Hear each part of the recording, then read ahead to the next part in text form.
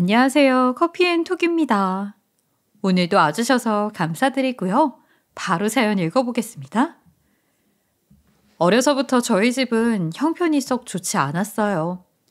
노래 가사처럼 남들 아는 외식 한 번 한 적 없는 정도는 아니었지만 연례 행사이긴 했어요. 일찌감치 철이 든 저는 부모님께 자장면 사달라고 하기는커녕 용돈 한 번 달라고 한 적이 없었죠. 부모님은 그런 저를 기특해하면서도 안쓰러워했어요. 엄마, 학교에서 진로 상담해야 한다고 부모님 호출하시는데 언제 시간 괜찮으세요? 진로 상담? 글쎄다. 매일 일 가야 하니 시간을 따로 빼긴 힘들 것 같은데. 그러면 그냥 제가 선생님이랑 알아서 할게요. 걱정하지 마세요. 잠깐만. 진로는 어떻게 할 생각이야? 벌써 생각해둔 게 있니? 당연히 전문대 가서 졸업하고 바로 취업해야죠. 뭘 전공할지는 아직 좀 고민해봐야 할 것 같아요. 아휴, 네 성적도 나쁘지 않은데. 괜찮아요, 엄마. 전 취업하고 싶어요. 고등학생이 되어 진로 상담을 할 시기가 되자 부모님은 은근히 제가 4년제 대학에 가길 바라시는 눈치였어요. 하지만 등록금 때문에 차마 말씀을 못 하시는 것 같았죠. 하지만 전 일찌감치 취업 전선으로 뛰어들 생각을 하고 있었기 때문에 망설일 것 없이 전문대를 선택했어요. 하지만 전문대라고 해서 등록금의 허들이 딱히 낮은 건 아니었어요. 20살이 되자마자 저에게 붙은 딱지는 학자금 대출로 인한 채무자라는 세 글자였죠. 마음이 다소 무거워졌지만 씩씩하게 저는 대학 생활을 시작했어요. 사실 대학 생활이라고 할 것도 딱히 없긴 했어요. 아르바이트를 하느라 바빴거든요. 오늘 신입생 오리엔테이션이 있는데 갈 거지? 오늘 가야 애들 얼굴도 익히고 선배들한테 눈도장도 찍을 수 있어. 미안해. 오늘은 아르바이트가 있어서 힘들 것 같아. 야야, 다른 과 애들이랑 미팅 있는데 갈래? 완전 괜찮은 애들이래. 남자친구 사귈 완전 좋은 기회야. 미안해. 오늘도 아르바이트가 있어서. 주말에 뭐해? 우리 다 같이 영화 보러 가는데 너도 같이 갈래? 미안해. 주말에도 아르바이트가. 이런 일이 몇 번 반복되고 나자 저에게 오는 권유는 깨끗이 사라졌어요. 잘 모르는 누군가 말을 걸라치면 옆에서 말을 해주는 듯 했죠. 쟤는 늘 아르바이트 하느라 바쁜 애야 라고요. 실제로 저는 수업이 끝나면 쫓기듯 아르바이트를 가야 했고 새벽에도 주말에도 항상 서너 건의 아르바이트를 동시에 하고 있었어요. 틈틈이 공부도 해야 했고요. 등록금이야 상환 기간이 몇 년 후로 잡혀 있었지만 당장 생활비며 과제비며 자잘하게 들어가는 돈이 한두 푼이 아니더라고요. 집에도 생활비를 일부 보태드리고 싶었고요. 그렇게 저의 대학 생활은 선후배는커녕 친한 동기 한 명 없이 그저 바쁘게 일, 공부만 반복하다가 끝나버렸어요. 다행히도 그렇게 열심히 살아온 시간들은 저를 배반하진 않았어요. 취업 준비를 하는데 서류 전형에 신입의 경우 아르바이트 경력도 모두 기재해달라는 곳이 종종 있었거든요. 덕분에 자소서에 쓸 거리도 많았고 면접에서도 할 얘기가 많았어요. 아르바이트를 굉장히 많이 한 편인데 무슨 이유라도 있습니까? 집안 형편이 넉넉하지 않아서 학업과 아르바이트를 병행해야만 했습니다. 저런, 힘들진 않았나요? 몸이 고되지 않았다고 한다면 거짓말일 것 같습니다. 하지만 여러 가지 아르바이트를 하면서 물류, 유통에 대한 기본적인 흐름을 익힐 수 있었고 다양한 사람들과 원활한 커뮤니케이션 하는 방법을 배울 수 있어 저에게는 더없이 유익한 시간이었습니다. 성적도 아주 좋고 성실한 학생이었군요. 감사합니다. 그렇게 6개월간의 준비 기간을 거쳐 저는 언감생심 같은 대기업에서 첫 직장 생활을 시작하게 됐어요. 부모님은 저의 합격 소식을 듣고 잘 자라줘서 고맙다며 눈물을 흘리셨고 첫 월급을 다 내복을 사드렸을 때도 또 눈물을 보이셨어요. 하지만 제가 드리는 생활비는 극구 사양하셨어요. 그리고 아르바이트 할 때 제가 드렸던 생활비를 차곡차곡 모아둔 통장을 저에게 건네주셨어요. 저 또한 눈물을 흘릴 수밖에 없었죠. 온 집안이 눈물바다가 된 날이었어요. 첫 직장 생활은 결코 쉽지만은 않았어요. 아르바이트와는 너무나 다른 게 많아서 모르는 것 투성이었죠. 이번에는 동기들끼리 으쌰으쌰하면서 서로 모르는 것도 물어보고 다 같이 밥도 먹고 하며 친분을 다져보려 했어요. 하지만 이마저 쉽지 않더군요. 동기들은 저마다 학교를 묻고 전공을 묻고 집이 어디냐고 물어보며 서로를 알아가려 했어요. 하지만 제가 다녔던 학교를 듣고 전공을 듣고 사는 동네를 들은 순간 동기들의 얼굴에 희미하게 어리는 의문, 어리둥절함, 그리고 불편함을 저는 느낄 수 있었거든요. 그리고 번화가 한복판에 있는 회사 주변의 밥집들, 카페들의 가격대는 상당히 높게 책정되어 있었고 동기들과 매번 어울리는 건 제게 너무 부담스러운 일이기도 했어요. 그렇게 저는 자연스럽게 외톨이가 될 수밖에 없었죠.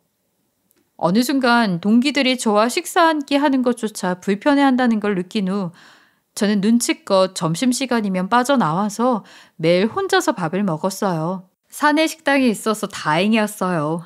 저렴하고 아무도 저에게 신경을 쓰지 않았죠. 쓴다 해도 제게 있어 별 상관없는 일이긴 했어요. 그런데 하루는 식당에서 식판을 들고 어찌할 줄 몰라 하며 주변을 빙글빙글 돌고 있는 남자를 봤어요. 마땅한 자리가 없는 모양이더라고요. 저는 그 남자가 제 옆을 지나갈 때 의자에 벗어놓았던 겉옷을 치워주었고 두리번거리던 남자는 제게 고개를 꾹뻑하고는 제 옆에 앉았어요. 말없이 밥을 먹고 있는데 남자는 계속해서 저를 힐끔힐끔 쳐다보더군요. 저와 비슷한 속도로 식사를 마친 남자는 대뜸 저에게 말을 걸어왔어요. 저 여기서 일하시는 분 맞죠? 다른 의미가 있는 건 아니고요. 저는 파견직으로 나온 사람입니다. 출근한 지 일주일 정도 됐는데 혼자 일하다 보니 아는 분이 전혀 없어서요. 이 주변에 대해서 좀 알려주시면 안 될까요? 제가 커피는 사겠습니다. 알고 보니 이 남자는 지방 출신으로 파견과 동시에 서울로 올라왔다고 하더라고요. 잿빛 빌딩 숲인 회사 주변은 물론 서울 자체가 너무 복잡하고 어렵다며 씩 웃는 모습이 어찌나 순박해 보이던지요. 문제는 저도 회사 주변을 잘 모른다는 거였어요. 하지만 차마 모른다고 할 수가 없어서 저는 검색 엔진을 활용했죠. 저도 잘 모르는 근처의 카페나 식당을 열심히 검색해서 알려줄 때마다 우와 하는 감탄사 연발에 저는 웃음이 절로 났어요. 이후 점심을 먹으러 사내 식당에 가서 어디 앉을까 두리번거리고 있노라면 늘 그가 환하게 웃으며 손을 흔들고 있더군요. 회사 생활에 굳이 친구나 하물며 연인 같은 건 필요 없다고 생각했지만 언제부턴가 저는 점심시간을 기다리고 있더라고요. 그렇게 한참 동안은 매일 점심시간을 함께 보냈어요. 대부분이 사내 식당에서였지만 가끔 월급날이면 제가 찾아낸 주변의 맛집들을 가보기도 했죠. 회사 생활의 어려움, 서울 생활의 어려움을 토로하며 맥주도 한잔하고 그러다 보니 우리는 자연스럽게 연인이 됐어요. 남편은 늘 우리가 연인이라는 게 믿어지지 않는 것처럼 얘기를 하곤 했어요. 자기가 그토록 부러워하는 멋진 도시 여자인 제가 시골 촌뜨기인 자신이 여자친구라는 걸 믿을 수 없다는 거예요. 남편은 파견직인 자신의 처지를 늘 겸손하게 얘기했고 대기업에 다니는 저를 엄청나게 치켜세우곤 했고 또 부러워했어요. 오늘도 고생 많았어, 내 멋진 여자친구. 차가운 도시 여자? 아유, 또 시작이네. 나 차가운 도시 여자 같은 거 아니야. 그냥 평범한 직장인이야. 굴지의 대기업에 다니면서 이렇게 겸손하기까지? 휴, 당신 같은 여자가 내 여자친구라니 언제나 믿기지가 않는다니까. 나도 믿기지가 않네. 내 남자친구가 이렇게까지 순박한 시골 청년이라니.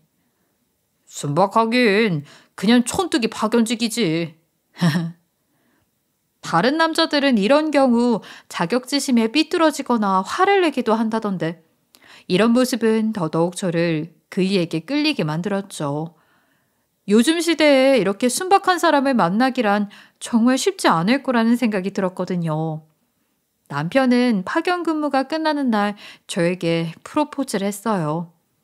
곧 서울에 새로이 취업을 할 거라고 그 후에 결혼하자고요. 그때 저는 남편을 완전히 믿게 됐어요. 사실 그이가 파견직인 것이 마음에 걸리긴 했었거든요. 제 마음에 걸리지 않았더라도 남편이 늘 파견직인 자신을 자신 없어 하는 게 싫었어요.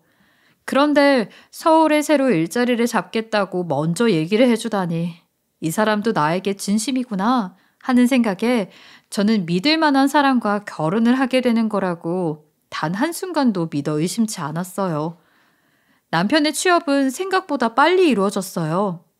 작지만 탄탄한 기업에 취업이 되었죠. 고향에서 알고 지내던 사람의 밑으로 들어간다고 하더라고요. 부모님은 대기업까지 들어간 딸이 사내 커플이라도 되었으면 하는 눈치셨지만 그게 제 마음대로 되는 것도 아니었고 저는 남편이 저에게 자격지심도 없고 취업도 빨리 했으니 저에게 딱 맞는 좋은 남자라고 말씀드렸어요.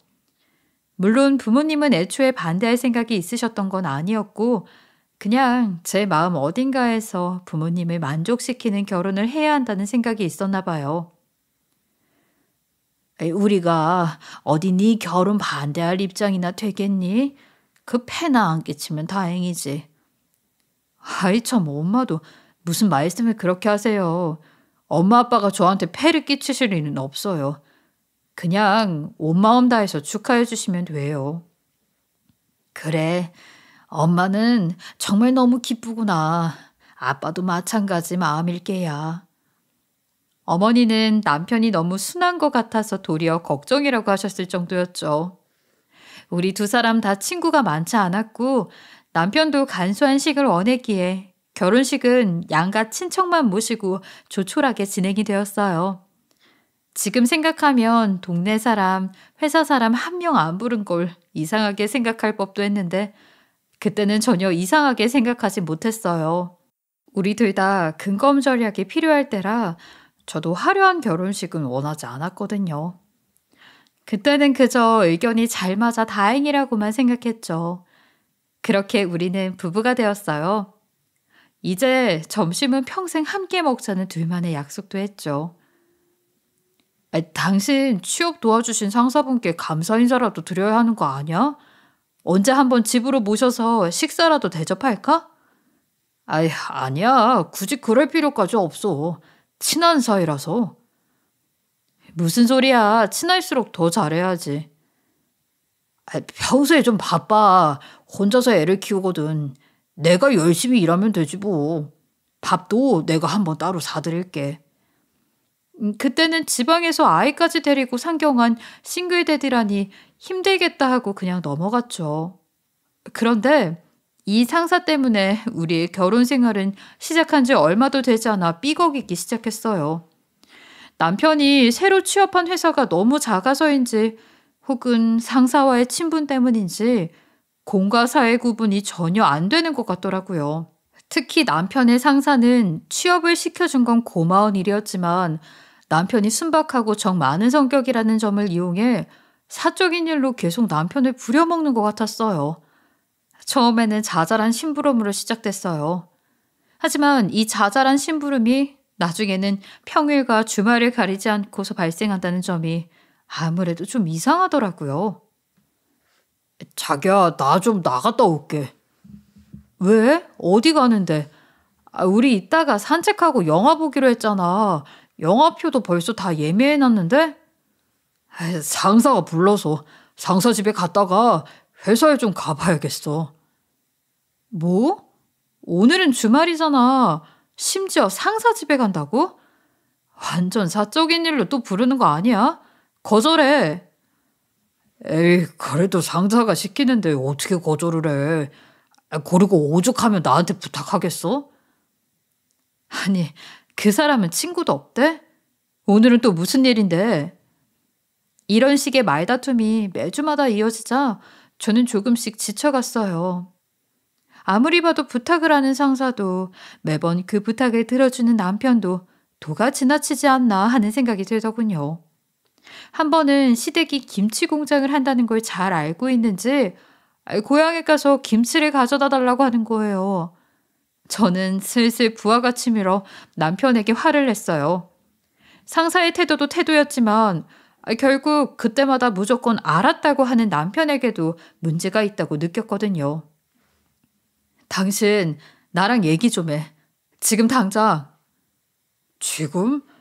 나 시골 가려고 준비하고 있는 거 안 보여? 지금 출발해야 차 안 막히는데. 바로 그것 때문에 얘기하자고 하는 거야. 일도 없는데 상사 부탁 때문에 시댁에 일부러 김치를 가지러 다녀온다는 게 말이 돼? 에휴, 말이 안 될 건 또 뭐가 있어. 부탁받은 김에 시골 다녀오고 뭐 그런 거지. 그 사람은 자기 부모님 없대? 안 계시면 사 먹든가 하면 될 거 아니야. 당신 김치 가격은 받긴 한 거야? 그리고 시댁 김치를 굳이 꼭 드려야 해? 전에도 얘기했지만 난 거기 위생적으로 문제 많다고 생각해. 우리 집 김치가 입맛에 딱 맞는다는데 어떡해. 돈은 상사한테 이런 일로 어떻게 돈을 받아. 뭐? 당신 제정신이야? 왔다 갔다 하던 차비는 생각도 안 해? 심지어 입맛에 딱 맞는다고? 이미 결혼 전부터 당신한테 김치를 받아 먹고 있었던 거야, 그 남자? 진짜 좀 이상하다. 그 남자? 누굴 말하는 거야? 당신 상사 말이야. 당신 여태까지 오해하고 있었구나. 내 상사 여자야. 뭐라고? 저는 너무나 아무렇지 않게 얘기하는 남편의 태도에 기가 막혀 아무런 말도 하지 못했고 제 침묵을 남편은 승낙이라고 생각했는지 시댁으로 출발해버렸어요. 저는 당연히 남자일 거라고 생각했던 스스로가 한심하기도 했고 분명히 얘기해주지 않은 남편에게 화가 나기도 했죠. 가만히 남편을 기다리다 보니 남편이 여태까지 수행해준 수많은 자잘한 부탁들이 떠올라 저는 정말로 화가 났어요. 그 상사라는 여자는 멀쩡히 가정을 이루고 있는 사람에게 자신의 집안일을 아무렇지 않게 맡겨온 거잖아요. 심지어 그로 인해 남편은 본인의 가정을 등한시해왔어요. 내 남편의 다정함은 저 혼자만을 향한 것이길 바라는 게 여자의 당연한 심리 아니겠어요? 저는 남편이 고향에서 돌아오면 다시 한번 제대로 얘기를 해야겠다고 생각했어요. 하지만 남편은 피곤하다며 이야기를 피했고 그날 일은 그렇게 흐지부지 넘어가게 됐죠. 하지만 머지않아 제가 정말로 머리 끝까지 화가 나는 일이 벌어졌어요. 그날은 주말 저녁이었죠. 모처럼 남편과 외출했다가 영화도 보고 맛있는 저녁을 먹고 집에 와서는 TV를 보며 평화로운 시간을 보내는 중이었어요. 그런데 남편의 전화가 울리더군요. 저는 설마 또 상사인 건 아니겠지 하는 생각에 눈살이 찌푸려졌는데 휴대전화 밖으로 들려온 목소리는 어린 여자아이의 혀짧은 목소리였어요. 아저씨, 세상이 깜깜해요. 어두워졌어요. 앞이 하나도 안 보여요. 여보세요? 지훈이니? 앞이 안 보인다니 무슨 소리야? 눈이 안 보여? 아니요, 집이 어두워요. 완전 깜깜해요. 펑 소리가 나고 불이 꺼졌어요. 뭐라고? 전구가 터진 거야? 어디 다치진 않았고? 아니요, 다치진 않았는데요. 불이 안 들어와요. 엄마는 이거 못 고친대요. 아저씨가 와주면 안 돼요? 거기까지 들은 저는 너무 어이가 없어서 남편의 전화기를 낚아채고는 물었어요. 그동안에도 아이는 조자에 계속해서 남편에게 와달라고 칭얼거리더군요. 이게 무슨 소리야? 얜 누구야? 애엄마가 누구길래 당신한테 와달라고 하는 거야? 아저씨, 언제 와요? 빨리 와요. 남편은 당황한 듯 전화를 저에게서 다시 빼앗아 가서는 금방 가겠다고 말하고는 전화를 끊었어요. 금방 가겠다고? 지금 이 시간에 남의 집 전구를 갈아주러 가겠다고? 당신이 무슨 AS 기사야? 와줄 사람이 나밖에 없다잖아. 여기서 그렇게 멀지도 않으니까 금방 갔다 올게. 설마 그 지윤이라는 애가 상사 딸이야? 응. 금방 다녀올게. 가긴 어딜 가. 당장 자리에 앉아. 상사 심부름꾼 노릇을 하다 못해 이젠 남의 집 아빠 노릇까지 대신해주고 있어? 당신 미친 거 아니야? 사람 부르라고 해. 왜 그렇게 화를 내?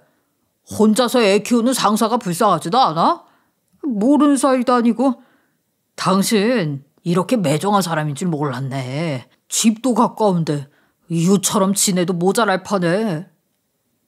여보, 당신 행동 지금 상식 바뀐 거 모르겠어? 당신 가정을 놔두고 남의 가정에 신경 쓰고 있잖아.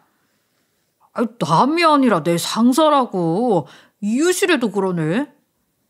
남편은 어이없어하는 저를 뒤로 한 채 현관문을 나섰어요. 저의 화난 목소리 따윈 들리지 않는다는 듯 했죠. 한참 후에 집으로 돌아온 남편은 제 눈치를 쓱 보다가 먼저 잠자리에 들었어요. 저는 도무지 잠이 오지 않아 뜬 눈으로 밤을 지샜고요. 세상에, 하다하다 상사의 딸이 집안일을 도와달라고 전화가 온다는 게 말이나 되나요? 아저씨라고 친근하게 부르는 것 보면 처음도 아닌 것 같았고요. 저는 다음날 아침 남편을 붙들고 얘기했어요. 앞으로는 공과 사를 제대로 구분해달라고요. 상사고 같은 지방 사람이고 이런 걸 떠나서 애초에 그 사람의 사적인 일이야. 그걸 왜 당신이 자꾸 들어줘? 공적인 일에만 대응해, 제발. 아니, 그게 말처럼 쉬운 일도 아니고. 당신이 못하겠으면 내가 회사로 찾아갈 거야. 당신 상사랑 얘기해서 제대로 단판에 짓겠어. 뭐라고? 아니, 그러면 나 창피해서 회사 못 다녀. 도대체 왜 그렇게까지 매정하게 구는 거야? 남편의 흐지부지한 대답으로 대화는 끝나버렸고 남편은 달라지지 않았어요. 전화가 오면 밖에서 받고 나갈 때는 무조건 말도 없이 나가버리더군요. 남편과의 대화가 줄어들기 시작한 건 그때부터였죠. 남편은 이제 회사 일이고 상사 일이고 아무것도 제게 이야기하지 않으려는 것 같았어요. 당연히 남편이 외출할 때마다 저는 자꾸 목소리를 높일 수밖에 없었고 그렇게 우리 사이는 삐걱거리기 시작했어요. 심지어 저는 이 사람과 앞으로의 내 남은 인생을 함께해도 괜찮을까 하는 고민을 하기 시작했어요. 저는 어서 아이도 낳고 미래 계획도 좀 더 확실하게 세우고 싶었거든요. 그 고민만으로도 머리가 터질 것 같은 나날들이 이어졌어요. 그 와중에 회사에서는 다른 건강검진 얘기를 하고 있었어요. 얼마 전에 했던 건강검진 결과가 날라온 거였죠. 제 것만 쏙 빼고요. 걱정하는 제 표정을 본 상사는 금방 날라올 테니 걱정 말라고 했고 제 결과는 일주일이 지난 후에나 나왔어요. 그런데 부인과에서 따로 정밀검사를 받아보라는 소견이 있더군요. 저는 아무 일도 아니길 바라며 병원에 다녀왔고 초조한 마음으로 결과를 기다렸어요. 그리고 저에게 떨어진 진단명은 난소암 1기였습니다. 네? 선생님, 제가 잘못 들은 거죠? 그렇죠? 다시 한 번만 말씀해 주세요. 죄송하지만 잘못 들으신 게 아닙니다. 환자분은 현재 난소암 1기 진행 중입니다. 저는 이제 갓 30대가 되었는데요. 보통 50대 이상에서 많이 걸리는 암 아닌가요? 그렇긴 합니다만 그래도 1기에 발견되어서 다행입니다. 전이가 잘 되는 편이어서요. 일단 수술로 모든 종양을 제거한 후에 항암 치료를 받으시면 생존율은 높은 편입니다. 아이는요? 선생님, 나중에 아이를 가질 수 있긴 한 건가요? 수술을 해봐야 알겠지만 일반적으로는 양쪽의 난소를 모두 제거해서 임신은 힘듭니다. 하지만 환자분은 아직 젊으시고 워낙 초기에 발견되었으니까 한쪽만 제거할 수도 있는데 그 경우엔 임신이 가능하고요. 의사 선생님은 넋이 나간 저를 상대로 열심히 설명을 해주셨지만 제 귀에는 사실 잘 들리지 않았어요. 아이를 바랐던 저에겐 마치 사망 선고와 같은 순간이었거든요.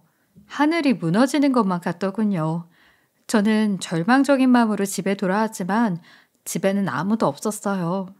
전화를 해도 받지 않던 남편은 10시가 되어서야 연락이 왔어요. 주변이 시끌벅적하더군요.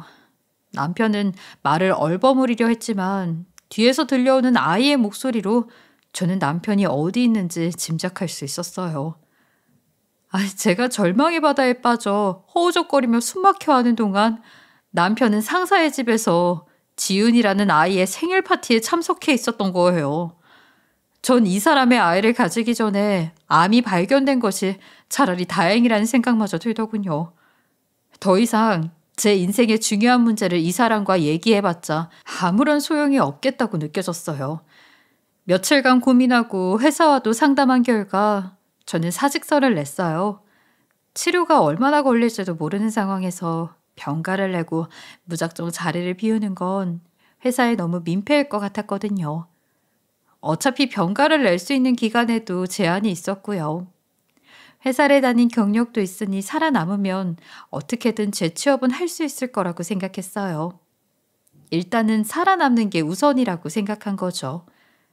퇴사를 앞두고 저는 남편에게 조용히 이 이야기를 전했어요. 그리고 남편이 그렇게 화를 내는 걸 처음 봤어요. 글자 그대로 길길이 날뛰더군요. 퇴사? 미쳤어? 앞으로 어떡하려고 그래? 당신 고작 전문대 졸업한 거 잊었어? 앞으로 더 좋은 회사 절대로 못 가.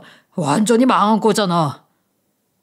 아니, 내가 암에 걸렸다는데 지금 제일 먼저 하는 얘기가 그거야? 암은 뭐 공짜로 고쳐? 돈이 안 들어?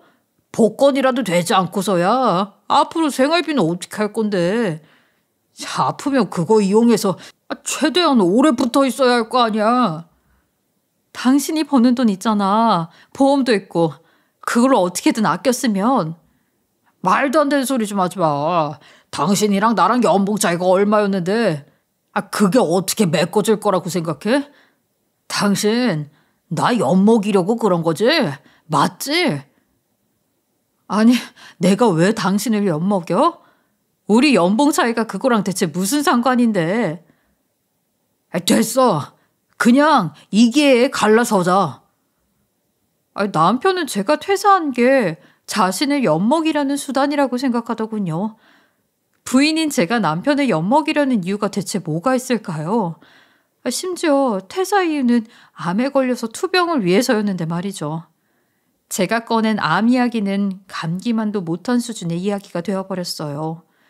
부인이 암에 걸렸다는데 바로 이혼하자는 얘기를 꺼낸 사람이 내가 결혼한 사람이었다니 전 정말 믿을 수가 없더군요. 우리는 합의 이혼을 하기로 했죠. 둘이 살던 신혼집은 제 명의로 대출을 받은 작은 빌라였고 나머지 혼수도 대부분 제가 해왔기에 어차피 남편이 가져갈 만한 건 아무것도 없었어요. 수술이 끝나고 집으로 오자 남편의 짐은 모두 사라져 있었죠. 집들이 선물로 받았던 커피 머신이며 고가 브랜드의 청소기까지 함께 사라진 것을 보고는 허탈하고 어이도 없었지만 따지고 들 기운도 없어서 관뒀어요. 제가 수술이 끝나고 정신도 못 차리는 사이에 남편은 이혼 서류에 사인을 해서 병원에 두고 가버렸거든요. 암은 제 몸에 커다란 흉터를 남겼지만 남편과의 이혼은 흉터로 아물지조차 않는 커다란 상처를 제게 남긴 거죠. 수술을 끝내고도 오랜 항암 치료가 이어졌고 그 기간 동안 저는 정말 아무런 생각도 할 수 없었어요. 너무 고통스러웠거든요. 온갖 부작용도 많았고요. 하지만 오히려 잘 됐다 싶기도 했죠. 그저 살아남는 데만 집중할 수 있었으니까요. 끝나지 않을 것 같던 항암 치료가 끝나고 계절도 여러 번 바뀌었어요. 저는 본격적으로 직장에 잡기보다는 잠깐 동안 몸을 쓰는 일을 하면서 체력을 좀 키워야겠다고 생각했어요. 복잡한 일이 아닌 단순한 일을 하고 싶기도 했고요. 당장 할 수 있는 아르바이트 위주로 알아보다 보니 피자 배달을 하게 되었어요. 집 근처였고 오토바이가 아닌 자전거를 타고 다닐 수 있는 거리까지만 배달을 하는 가게라는 게 마음에 들었어요. 하루는 집 근처로 배달이 들어와 가벼운 마음으로 배달을 갔죠. 문을 열어준 건 5살쯤 되어 보이는 꼬마였어요. 꼬마는 생글생글 웃으며 카드를 내밀더군요. 그런데 그 조그만 손으로 제게 쥐어준 카드의 이름이 전 남편의 이름과 똑같은 게 아니겠어요? 전 남편이 자주 쓰던 카드와 디자인도 똑같았고요. 순간 가슴이 철렁하는 것 같았지만 저는 웃으며 아빠 카드니? 하고 아이에게 물었고 아이는 야무지게 네 하고 대답하더군요. 결제를 하려고 하는데 손이 떨려 카드를 뚝 떨어뜨리고만 저는 다시 카드를 주워들었어요. 그런데 카드의 뒤쪽에 있는 서명이 전 남편의 것과 똑같더군요. 제 눈을 의심했어요. 카드를 한참 들여다보는 저를 아이가 이상하게 쳐다보더군요. 저는 계산을 재촉하는 아이에게 미안하다고 말하고는 카드를 돌려주었어요. 온갖 생각이 머릿속에서 휘몰아쳤어요. 저와 이혼한 지 1년도 되지 않은 시점에서 5살 난 아이가 있다니요. 저 아이의 아빠가 정말로 제 전 남편이었다면 전 남편은 저를 속이고 결혼한 게 아니겠어요? 아니면 그 사이에 애 딸린 여자와 재혼을 했단 말인가요? 설마 그 상사와? 상사 집이 근처라더니 바로 그 집으로 들어갔단 말인가요? 제가 겪은 현실을 도무지 믿을 수가 없었어요. 전 며칠간 그 집 근처를 맴돌며 지켜보기로 했어요. 그리고 제 눈으로 보게 된 건 바로 전 남편과 아이, 그리고 어느 여자가 함께 그 집에서 나오는 광경이었어요. 둘은 아무렇지도 않게 서로를 여보 당신이라고 부르더군요. 그리고 그 아이의 이름 또한 크게 불렀죠. 지유나라고요. 맞아요. 그 여자는 바로 전 남편의 상사였어요. 저는 대체 헤어진 지 얼마 됐다고 그새 재혼을 했나 싶어서 어이가 없었지만 혹시라도 두 사람이 저와 만나는 동안 바람을 피웠다거나 하는 게 아닌가 싶어 흥신소를 고용했어요. 정확한 사실을 알 수 있게 모든 것을 조사해달라고 했죠. 그렇게 해서 드러난 진실은 제가 상상했던 것보다 더욱 추악하더군요. 드라마보다 현실이 더하다더니 정말로 그랬어요. 둘은 이미 지방에서 만나서 아이를 낳고 동거하던 사이였던 거예요. 생활이 어려워 빚까지 지게 되자 전 남편은 서울로 와 일을 시작했고 전 그저 생활비와 양육비를 뜯어낼 요량으로 만난 ATM 기기 같은 거였던 거죠. 모든 사실을 알게 되자 간신히 추스렀던 몸과 마음이 한 번에 무너지는 것 같았어요. 저는 고열로 며칠을 앓다가 겨우 몸을 일으킬 수 있었어요. 열이 내려간 아침은 마치 긴 잠에서 깨어난 듯한 기분이었어요. 오랜 악몽에서 깨어난 그런 기분이요. 저는 이 모든 일에 대해서 결코 그냥 넘어갈 생각이 없었어요. 인터넷을 수없이 뒤지고 수십 통의 전화를 했어요. 모든 것이 준비되었다 싶었을 때 저는 가장 먼저 모든 것을 말할 요량으로 이전 시댁을 찾아가기로 했어요. 전날은 밤새도록 배에 난 흉터를 쓰다듬으며 눈물을 참았어요. 그 흉터를 만질 때마다 죽다가 살아났다는 생각으로 살아갈 의지가 들었거든요. 전 남편이 워낙 자주 왔다 갔다 해서 그다지 멀지 않다고 생각했던 이전 시댁은 참 멀었어요. 상대적으로 저는 가본 적이 거의 없었더군요. 가는 동안 머릿속으로 해야 할 말들을 수도 없이 정리했죠. 하지만 막상 도착하자 굳이 그럴 필요가 없다는 걸 알게 됐죠. 이전 시어머니에게 아이 이야기를 꺼내자마자 한숨부터 쉬시더니 입을 굳게 다무시는 것이 이미 모든 걸 알고 계셨다는 걸 알 수 있었어요. 당신도 전부 다 알고 계셨던 거군요. 공범이었네요. 제가 전혀 미안해할 필요가 없었던 거군요. 그게 무슨 소리냐? 공범이라니. 누가 들으면 범죄라도 저지른 줄 알겠다. 너야말로 무슨 짓을 하려는 건지 모르겠지만 사람 마음을 그리 쓰면 못 쓴다. 그저 사람이 실수를 했구나 하고 너그러운 마음으로 넘어갈 줄 알아야지.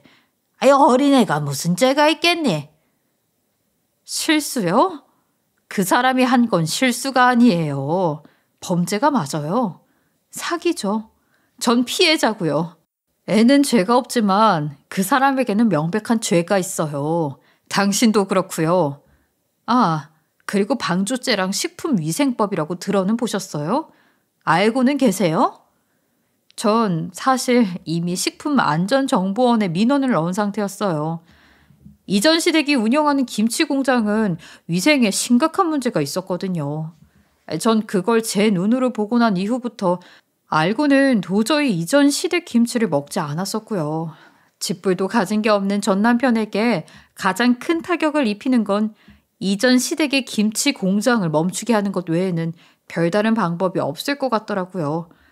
이전 시어머니가 전 남편을 통해 몇 번이고 목돈을 요구한 적이 있었는데 돈으로 위생점검을 피하려는 게 분명해 보였어요. 절 원망하지 마세요. 원망하려면 당신 아들을 탓하세요. 당신 하나뿐인 아들이 애초에 절 ATM 기기 취급하면서 돈을 뜯어갔으니까요. 기망행위라고 아세요? 당신 아들은 고의적으로 절 속였어요. 기망을 행해서 재산상의 이득을 취한 거죠. 죄로 얼마든지 고소할 수 있는 부분이에요. 저 지옥 끝까지라도 쫓아가서 동전 한 푼까지 다 받아낼 거예요. 결국 이전 시댁은 영업 정지 처분을 받았고 공장의 가동은 멈췄어요. 전 남편 빚을 갚아주고 있던 것도 시댁이었는데 모든 게 멈춘 거죠. 마음껏 돈을 빼내 쓰고 있던 ATM 기기인 저와 이혼까지 했으니 더 나락에 빠질 수밖에 없지 않겠어요? 저는 더 몰아치듯 마른 수건에 물을 짜내듯 그간 가져간 모든 돈을 다 청구했어요. 최고급 변호사를 선임했죠. 전 남편은 뒤늦게 미안하다며 이전 시댁 식구까지 다 데려와 손이 발이 되도록 빌었죠. 이혼할 때 가져갔던 커피 머신과 청소기 그리고 기타 가전들도 다시 가져왔고요. 하지만 그 여자와 딸아이는 쏙 빠져있더군요. 애는 그렇다 치더라도 그 여자 또한 방조죄로 저에게 사과해야 하는 것 아니었을까요? 물론 사과를 받는다고 해서 고소를 취할 생각은 없었지만요. 죄를 제외한다고 쳐도 월급이 없어진다고 해서 암 선고받은 아내를 내팽개친 사람이 잘못을 뉘우친다고 해서 다른 사람이 될 리는 없잖아요. 어차피 제 마음속엔 정말 쌀 한 톨만큼의 정도 남아있지 않았어요. 화수분은 다쳤어. 모르겠어? ATM 기기는 망가졌다고. 어느 쪽이 이익인지 계산 제대로 했어야지. 당장 수입이 사라진다고 하니까 조급했나 보지? 아니야. 그렇게 생각한 적 없어.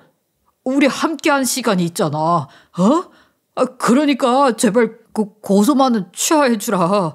제발 부탁이야. 내가 이렇게 빌게. 자기야. 뭐? 자기라고 부르지 마. 우린 남이야. 아니, 정확하게는 가해자와 피해자지.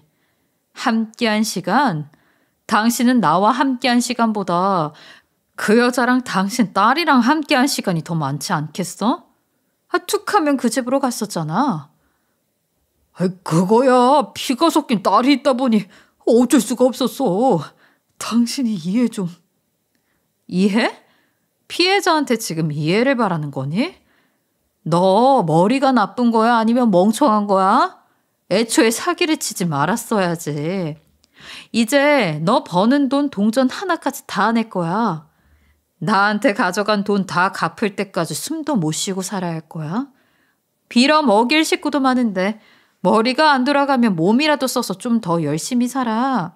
관짝에 들어갈 생각도 하지 마. 땅 파헤쳐서 마지막 한 푼까지 탈탈 털어서 다 받아낼 거니까. 연애 시절엔 순박하다 생각했던 전 남편의 표정이 그렇게 멍청해 보일 수가 없더군요.